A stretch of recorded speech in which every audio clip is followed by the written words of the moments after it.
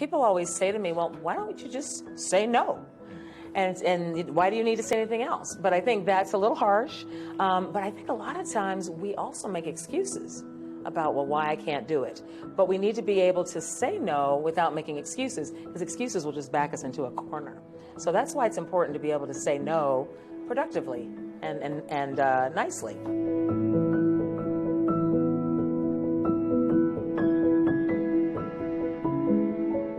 Hi, and welcome to another edition of the Day of Learning Podcast. With me right now is Sarita Maybin, who delivered a phenomenal presentation on conflict resolution. And she's also the author of the book, If You Can't Say Something Nice, What Do You Say?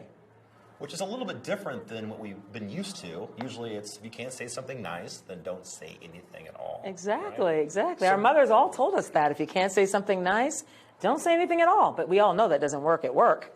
it doesn't, right? Because we hear no quite a bit, and sometimes we need to say no. Yeah, and we need to share those difficult things. And no is probably the most harsh of all those not nice things we're not supposed to say. Yeah. So what inspired you to come up with this book? Well, you know, it's so funny because I open every keynote with the same thing. I say to the audience, do you recognize the phrase, if you can't say something nice?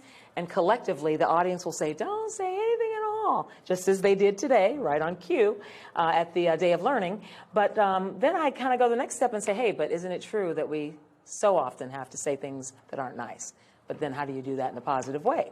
And of course, no. I mean, how harsh is that? That sounds like something we don't want to say at all, but we have to learn how to do that. People always say to me, well, why don't you just say no? And why do you need to say anything else? But I think that's a little harsh. But I think a lot of times we also make excuses about, well, why I can't do it. But we need to be able to say no without making excuses, because excuses will just back us into a corner. So that's why it's important to be able to say no productively and nicely. Yeah. So what are some of the helpful ways to say no? Like if you're in a situation where maybe I'm at work and I'm extremely busy or something like that, and I really can't do something. Yep. Like what are some ways there? Well, so I have three things I suggest. The first one is compliment plus no. And that just means, you know, give people their due. You know, I know that project, you've worked a lot on that project, and I know it's really great. I wish I could be part of it, but unfortunately, I can't.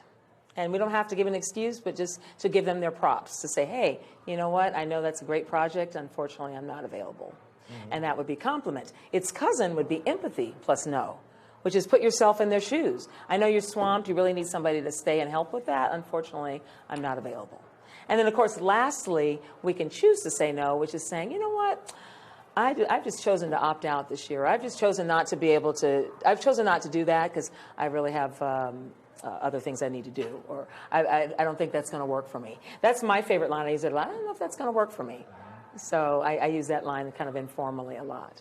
What do you say to people who have a hard time saying no, just in general? They want to please. They're people pleasers. Yep. Well, you know, I feel like people pleasers, they would sooner die than say no, because that's not a way to please people. And so I often talk about what I call the guilt-free yes, which is a way to say yes but draw some boundaries so you don't get trampled over, because especially people pleasers will get trampled over.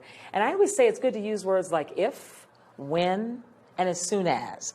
So to say, you know what, I'd be happy to get that for you as soon as I finish up with this project. Or if you'll give me till tomorrow, I can get that for you. I can help you with that. And as soon as I finish up, when I'm done with this, whatever, then I will help out. So if we use words like if, when, and as soon as, those are kind of boundary drawing words, we can still say yes, but not feel guilty later.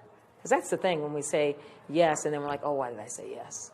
So guilt-free yes, that's what I call that. No, I love that. That's fantastic. Yeah. Is it okay to say, like, let me think on this for a while? Do you offer that as some helpful advice? It is, although we all know that there's those occasions, like we're in a meeting and our boss comes and says, you know, we need that now.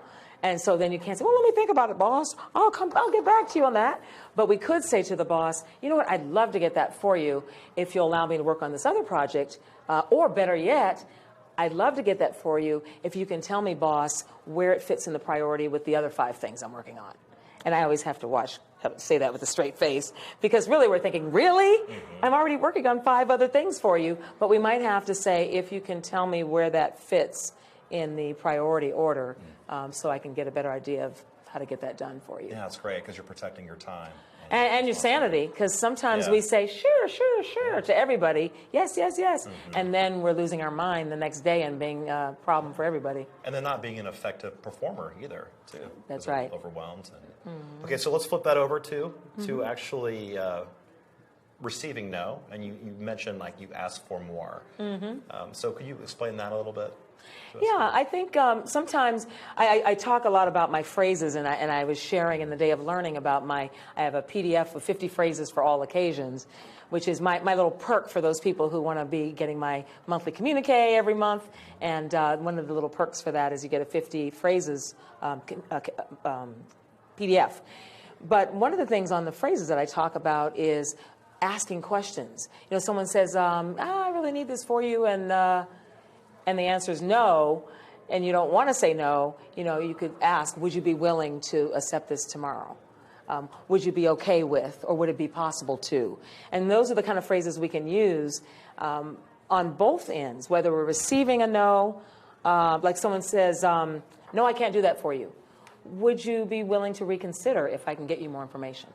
You know, or would it be possible for me to get your commitment if we can wait until later in the week? Or what will it take to get a yes?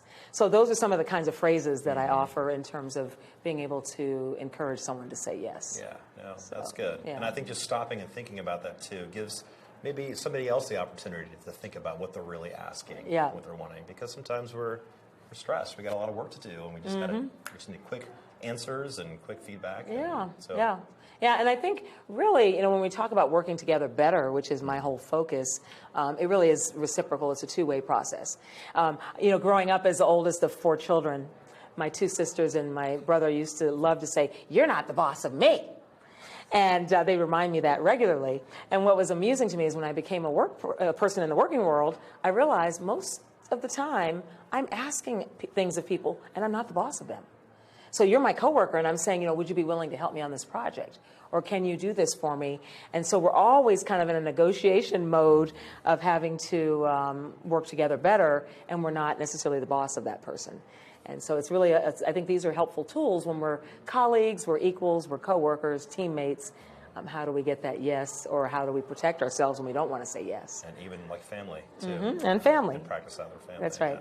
Yep. As I always say, home is where we go when we're tired of being nice. You know, at work, it's like, how can we work together better? How can we resolve this? At home, get upstairs right now. You know, we're just downright ugly. So, absolutely. So at home as well, you're right. Yeah. At home, it works as well. Yeah. So, cool. Well, these are very useful tips, and I appreciate your time here. It's been great. What's some of the biggest feedback that you've received from the book? You know, it's ironically, it is the home. It is the home things. I almost was brought to tears. I went to speak for a housing company, property management company, and they had me speak just the year before. And it's rare that you come back the very next year. Usually you have to wait a few years to come back. But the very next year, and this gentleman came up, right before I was going to go on stage, right before I was being introduced, gentleman came to me and he said, my wife and I were on the brink. We were about to call it quits. And when you said, you know, I'm not, it's important to ask for more and listen rather than just shutting the other person down. He says, I tried it, and it changed everything. And that was probably the highest praise that I've ever gotten, is for him to say that totally changed our relationship, because I was shutting her down, and I was not, or I was making excuses, you know, instead of saying, you know, tell me more. Sure. And I thought that was a real powerful bit of feedback. So, that's great. Yeah. So not only helpful in the professional world, but also in your personal life. Yeah, exactly. And that's where really, for most of us, that's what really matters. You know, our family, our friends, our spouses. So, you know, that's an important piece of our lives. Yeah. Cool. So, yeah. Well, thank you so much. All right, thank you, Colin. It's been great. Thanks for listening. And again, go to the Day of Learning website where you can find all kinds of additional resources and tools. We have replays, handouts. We even have the PDF, right, which is the 50 things to say. Now, the PDF is for those who actually go to, those who text Sarita Talk to 22828. 5-digit code to be on my email list. Perfect. And we'll put that on the website as well, too, if you don't mind. Yeah, that's great. Great. Yeah. Awesome. All right, thanks. High five. We survived. We're like